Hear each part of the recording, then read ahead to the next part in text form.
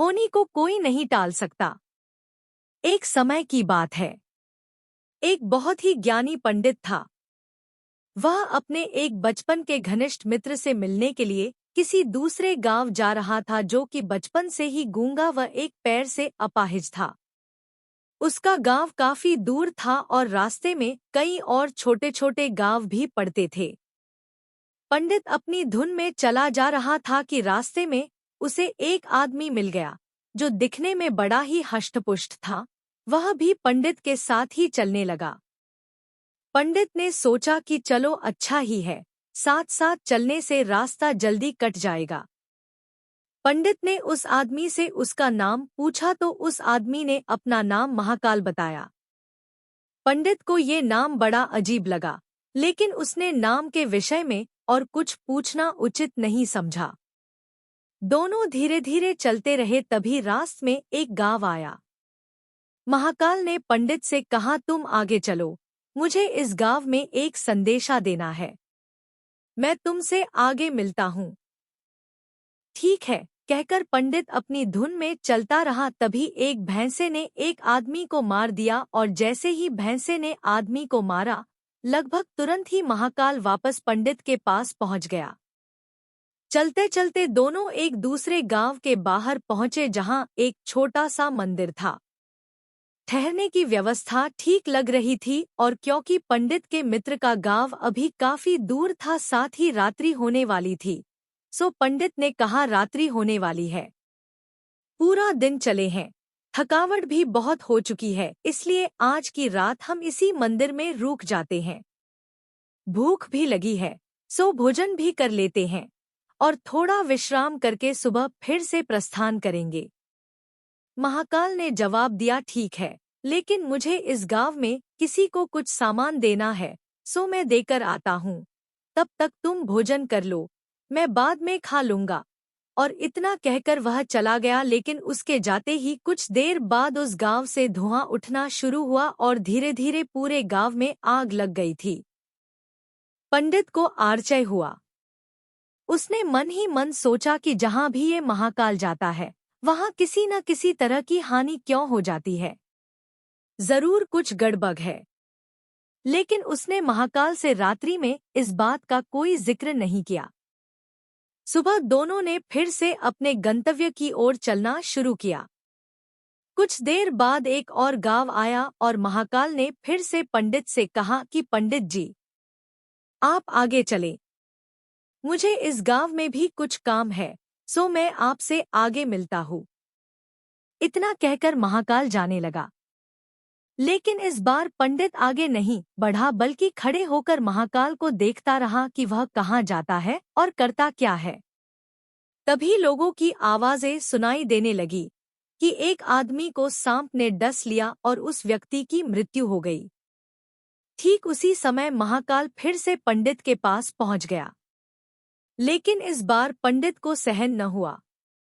उसने महाकाल से पूछ ही लिया कि तुम जिस गांव में भी जाते हो, वहां कोई न कोई नुकसान हो जाता है। क्या तुम मुझे बता सकते हो कि आखिर ऐसा क्यों होता है? महाकाल ने जवाब दिया, पंडित जी, आप मुझे बड़े ज्ञानी मालूम पड़े थे, इसीलिए मैं आपके साथ चलने लगा था, क्योंकि ज्ञानियों का संग हमेशा अच्छा होता है। लेकिन क्या सचमुच आप अभी तक नहीं समझे कि मैं कौन हूँ? पंडित ने कहा, मैं समझ तो चुका हूँ, लेकिन कुछ शंका है, सो यदि आप ही अपना उपयुक्त परिचय दे दें तो मेरे लिए आसानी होगी। महाकाल ने जवाब दिया कि मैं यमदूत हूँ और यमराज की आज्ञा से उन लोगों के प्राण हरण करता हूँ जिनकी आयु पूर्ण हो चुकी है। हालांकि पंडित को पहले से ही इसी बात की शंका थी। फिर भी महाकाल के मुंह से ये बात सुनकर पंडित थोड़ा घबरा गया, लेकिन फिर हिम्मत करके पूछा कि ओ, अगर ऐसी बात है और तुम सचमुच ही यमदूत हो, तो बताओ अगली मृत्यु किसकी है? यमदूत ने जवाब दिया कि अगली मृत्यु तुम्हारे उसी मित्र की है जिसे तुम मिलने जा रहे हो, और उसकी मृत्यु का कारण भी तुम ही होगे। ये बात सुनकर पंडित ठिठक गया और बड़े पशोपेश में पड़ गया कि यदि वास्तव में वह महाकाल एक यमदूत हुआ तो उसकी बात सही होगी और उसके कारण मेरे बचपन के सबसे घनिष्ठ मित्र की मृत्यु हो जाएगी। इसलिए बेहतर यही है कि मैं अपने मित्र से मिलने ही न जाऊं। कम से कम मैं तो उसकी मृत्यु का कारण नहीं बनूंगा। तभी महाकाल ने कहा कि तुम जो सोच रहे हो वो मुझे भी पता है, लेकिन तुम्हारे अपने मित्र से मिलने न जाने के विचार से नियति नहीं बदल जाएगी। तुम्हारे मित्र की मृत्यु निश्चित है और वह अगले कुछ ही क्षणों में घटित होने वाली है। महाकाल के मुख से ये बात सुनते ही पंडित को झटका लगा, क्योंकि महाकाल ने उसके मन की बात जान ली थी, जो कि किसी सामान्य व्यक्ति के लिए तो संभव ही नहीं थी। फलस्वरूप पंडित को विश्वास हो गया कि महाकाल सचमुच यमदूत ही है। इसलिए वह अपने मित्र की मृत्यु का कारण न बने, इस हेतु वह तुरंत पीछे मुड़ा और फिर से अपने गांव की तरफ लौटने लगा। परंतु जैसे ही वह मुड़ा, सामने से उसे उसका मित्र उसी की ओर तेजी से आता हुआ दिखाई दिया, जो कि पंडित को देखकर अत्यधिक प्रसन्न लग रहा था। अपने मित्र के आने की गति को देख पंडित को ऐसा लगा जैसे कि उसका मित्र काफी समय से उसके पीछे पीछे ही आ रहा था, लेकिन क्योंकि वह बचपन से ही गूंगा व एक पैर से अपाहिज था, इसलिए न तो पंडित तक पहुंच पा रहा था, न ही पंडित को आवाज देकर रोक पा रहा था। लेकिन जैसे ही वह पंडित के पास पहुंचा, अचानक न जाने क्या हुआ और उसकी मृत्यु हो गई। पंडित हक्का बक्का सा आश्चर्य भरी नजरों से महाकाल की ओर देखने लगा, जैसे कि पूछ रहा हो कि आखिर हुआ क्या उसके मित्र को। महाकाल पंडित के मन की बात समझ गया और बोला, तुम्हारा मित्र पिछले गांव से ही तुम्हारे पीछे पीछे आ रहा था, लेकिन तुम समझ ही सकते हो कि वह अपाहिज व गूंगा होने की वजह से ही तुम तक नहीं पहुंच सका। उसने अपनी सारी ताकत लगाकर तुम तक पहुंचने की कोशिश की, लेकिन बुढ़ापे में बचपन जैसी शक्ति नहीं होती शरीर में, इसलिए हृदयाघात की वजह से तुम्हारे मित्र की मृत्यु हो गई और उसकी वजह हो तुम, क्योंकि वह तुमसे मिलने हेतु तुम तक पहुंचने के लिए ही अपनी सीमाओं को लांघते हुए तुम्हारे पीछे भाग रहा था। अब पंडित को पूरी तरह से विश्वास हो गया कि महाकाल सचमुच ही यमदूत है और जीवों के प्राण हरण करना ही उसका काम है। चूंकि पंडित एक ज्ञानी व्यक्ति था और जानता था कि मृत्यु पर किसी का कोई बस नहीं चल सकता, वह सभी को एक न एक दिन मरना ही है, इसलिए उसने जल्दी ही अपने आप को संभाल लिया। लेकिन सहसा ही उसके मन में अपनी स्वयं की मृत्यु के बारे में जानने की उत्सुकता हुई। इसलिए उसने महाकाल से पूछा, अगर मृत्यु मेरे मित्र की होनी थी तो तुम शुरू से ही मेरे साथ क्यों चल रहे थे? महाकाल ने जवाब दिया, मैं तो सभी के साथ चलता हूँ और हर क्षण चलता रहता हूँ। केवल लोग मुझे पहचान नहीं पाते, क्योंकि लोगों के पास अपनी समस्याओं के अलावा किसी और व्यक्ति, वस्तु या घटना के संदर्भ में सोचने या उसे देखने समझने का समय ही नहीं है। पंडित ने आगे पूछा, तो क्या तुम बता सकते हो कि मेरी मृत्यु कब और कैसे होगी? महाकाल ने कहा, हालांकि किसी भी सामान्य जीव के लिए ये जानना उपयुक्त नहीं है, क्योंकि कोई भी जीव अपनी मृत्यु के संदर्भ में जानकर व्यथित ही होता है, लेकिन तुम ज्ञानी व्यक्ति हो और अपने मित्र की मृत्यु को जितनी आसानी से तुमने स्वीकार कर लिया है, उसे देख मुझे ये लगता है कि तुम अपनी मृत्यु के बारे में जानकर भी व्यथित नहीं होगे। सो तुम्हारी मृत्यु आज से ठीक 6 माह बाद आज ही के दिन, लेकिन किसी दूसरे राजा के राज्य में फांसी लगने से होगी, और आश्चर्य की बात यह है कि तुम स्वयं खुशी से फांसी को स्वीकार करोगे। इतना कहकर महाकाल जाने लगा, क्योंकि अब उसके पास पंडित के साथ चलते रहने का कोई कारण नहीं था। पंडित ने अपने मित्र का यथास्थिति जो भी कर्मकांड संभव था किया और फिर से अपने गांव लौट आया।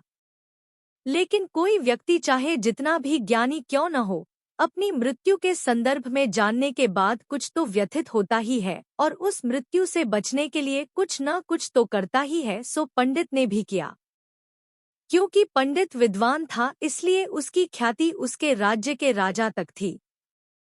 उसने सोचा कि राजा के पास तो कई ज्ञानी मंत्री होते हैं और वे उसकी इस मृत्यु से संबंधित समस्या का भी कोई न कोई समाधान तो निकाल ही देंगे।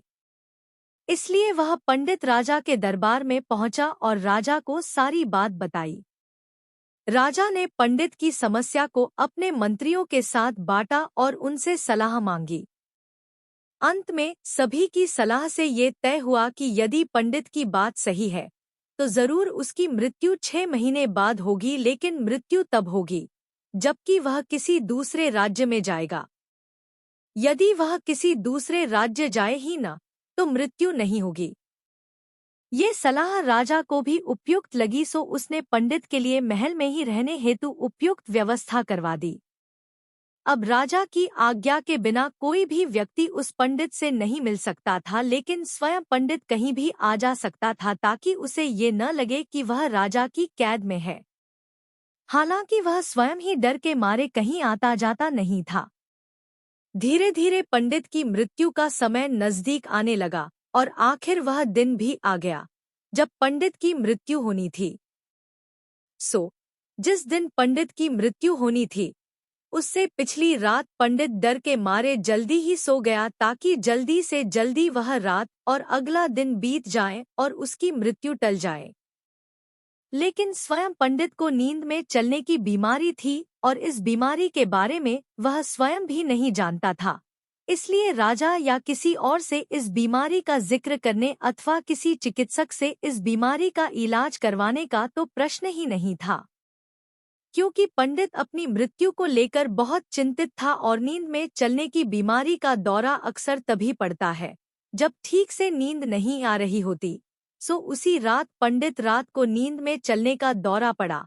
वह उठा और राजा के महल से निकलकर अस्तबल में आ गया। क्योंकि वह राजा का खास मेहमान था, इसलिए किसी भी पहरेदार ने उसे न तो रोका न किसी तरह की पूछताछ की। अस्तबल में पहुंचकर वह सबसे तेज दौड़ने वाले घोड़े पर सवार होकर नींद की बेहोशी में ही राज्य की सीमा से बाहर दूसरे राज्य की सीमा में चला गया। इतना ही नहीं, वह दूसरे राज्य के राजा के महल में पहुंच गया और संयोग हुआ ये कि उस महल में भी किसी पहरेदार ने उसे नहीं रोका, नहीं कोई पूछताछ की, क्योंकि सभी लोग रात के अंतिम प्रहर की गहरी नींद में थे। वह पंडित सीधे राजा के शयन कक्ष में पहुंच गया। रानी के एक ओर उस राज्य का राजा सो रहा था, दूसरी ओर स्वयं पंडित जाकर लेट गया। सुबह हुई तो राजा ने पंडित को रानी की बगल में सोया हुआ देखा। राजा बहुत क्रोधित हुआ। पंडित को गिरफ्तार कर लिया गया। पंडित को तो समझ में ही नहीं आ रहा था कि वह आखिर दूसरे राज्य में और सीधे ही राजा के शयन कक्ष में कैसे पहुंच गया। लेकिन वहां उसकी सुनने वाला कौन था? राजा ने पंडित को राजदरबार में हाजिर करने का हुक्म दिया। कुछ समय बाद राजा का दरबार लगा, जहां राजा ने पंडित को देखा और देखते ही इतना क्रोधित हुआ कि पंडित को फांसी पर चढ़ा दिए जाने का फरमान सुना दिया। फांसी की सजा सुनकर पंडित कांप गया। फिर भी हिम्मत कर उसने राजा से कहा कि महाराज, मैं नहीं जानता कि मैं इस राज्य में कैसे पहुंचा। मैं ये भी नहीं जानता कि मैं आपके शयन कक्ष में कैसे आ गया और आपके राज्य के किसी भी पहरेदार ने मुझे रोका क्यों नहीं। लेकिन मैं इतना जानता हूँ कि आज मेरी मृत्यु होनी थी और होने जा रही है। राजा को ये बात थोड़ी अटपटी लगी। उसने पूछा, तुम्हें कैसे पता कि आज तुम्हारी मृत्यु होनी थी? कहना क्या चाहते हो तुम? राजा के सवाल के जवाब में पंडित से पिछले 6 महीनों की पूरी कहानी बता दी और कहा कि महाराज, मेरा क्या, किसी भी सामान्य व्यक्ति का इतना साहस कैसे हो सकता है कि वह राजा की उपस्थिति में राजा के ही कक्ष में रानी के बगल में सो जाए। ये तो सरासर आत्महत्या ही होगी और मैं दूसरे राज्य से इस राज्य में आत्महत्या करने क्यों आऊंगा। राजा को पंडित की बात थोड़ी उपयुक्त लगी, लेकिन राजा ने सोचा कि शायद वह पंडित मृत्यु से बचने के लिए ही महाकाल और अपनी मृत्यु की भविष्यवाणी का बहाना बना रहा है।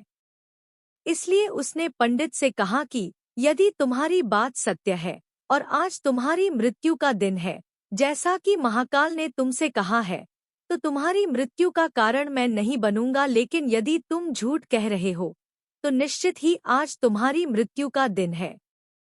चूंकि पड़ोसी राज्य का राजा उसका मित्र था, इसलिए उसने तुरंत कुछ सिपाहियों के साथ दूसरे राज्य के राजा के पास पत्र भेजा और पंडित की बात की सत्यता का प्रमाण मांगा। शाम तक भेजे गए सैनिक फिर से लौटे और उन्होंने आकर बताया कि महाराज, पंडित जो कह रहा है वह सच है।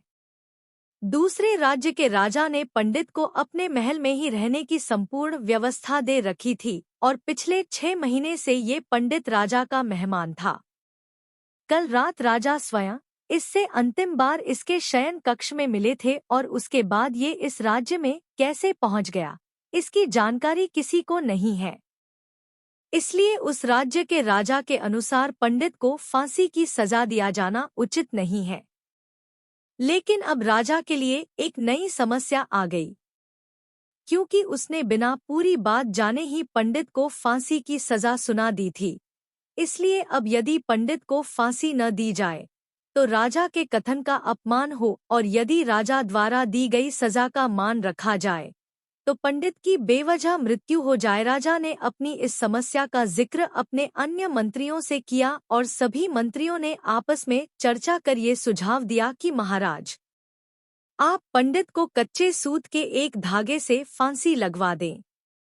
इससे आपके वचन का मान भी रहेगा और सूत के धागे से लगी फांसी से पंडित की मृत्यु भी नहीं होगी, जिससे उसके प्राण भी बच जाएंगे। राजा को ये विचार उपयुक्त लगा और उसने ऐसा ही आदेश सुनाया। पंडित के लिए सूत के धागे का फांसी का फंदा बनाया गया और नियमानुसार पंडित को फांसी पर चढ़ाया जाने लगा। सभी खुश थे कि न तो पंडित मरेगा न राजा का वचन झूठा पड़ेगा। पंडित को भी विश्वास था कि सूत के धागे से तो उसकी मृत्यु नहीं ही होगी, इसलिए वह भी खुशी खुशी फांसी चढ़ने को तैयार था, जैसा कि महाकाल ने उसे कहा था। लेकिन जैसे ही पंडित को फांसी दी गई, सूत का धागा तो टूट गया, लेकिन टूटने से पहले उसने अपना काम कर दिया। पंडित के गले की नस कट चुकी थी उस सूत के धागे से और पंडित जमीन पर पड़ा तड़प रहा था। हर धड़कन के साथ उसके गले से खून की फुहार निकल रही थी और देखते ही देखते कुछ ही क्षणों में पंडित का शरीर पूरी तरह से शांत हो गया। सभी लोग आश्चर्यचकित हक्के बक्के से पंडित को मरते हुए देखते रहे। किसी को भी विश्वास ही नहीं हो रहा था कि एक कमजोर से सूत के धागे से किसी की मृत्यु हो सकती है। लेकिन घटना घट चुकी थी, नियति ने अपना काम कर दिया था। जो होना होता है वह होकर ही रहता है। हम चाहे जितनी सावधानियां बरतें या चाहे जितने उपाय कर लें, लेकिन हर घटना और उस घटना का सारा तानाबाना पहले से निश्चित है, जिसे हम रत्ती भर भी इधर-उधर नहीं कर सकते। इसीलिए ईश्वर ने हमें भविष्य जानने की क्षमता नहीं दी है, ताकि हम अपने जीवन को ज्यादा बेहतर तरीके से जी सकें, और यही बात उस पंडित पर भी लागू होती है। यदि पंडित ने महाकाल से अपनी मृत्यु के बारे में न पूछा होता, तो अगले 6 महीने तक वह राजा के महल में कैद होकर हर रोज डर डर कर जीने की बजाय ज्यादा बेहतर जिंदगी जीता। प्रकृति ने जो भी कुछ बनाया है और उसे जैसा बनाया है, वह सब कुछ किसी न किसी कारण से वैसा है, और उसके वैस होने पर सवाल उठाना गलत है, क्योंकि हर व्यक्ति, वस्तु या स्थिति का संबंध किसी न किस घटना से है जिसे घटित होना है। उदाहरण के लिए पंडित की मृत्यु का संबंध उसके मित्र से था, क्योंकि यदि वह उसके मित्र से मिलने न जा रहा होता तो उसे रास्ते में महाकाल न मिलता और पंडित उससे अपनी मृत्यु से संबंधित सवाल न पूछता।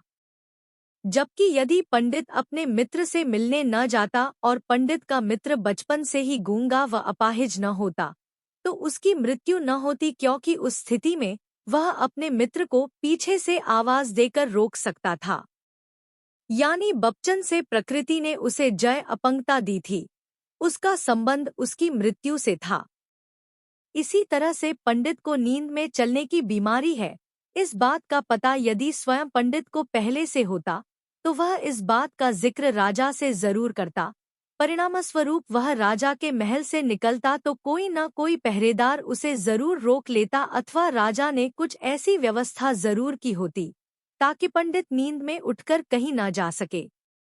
यानी हर घटना के घटित होने के लिए प्रकृति पहले से ही सारे बीज बो देती है, जो अपने निश्चित समय पर अंकुरित होकर उस घटना के घटित होने में अपना योगदान देते हैं।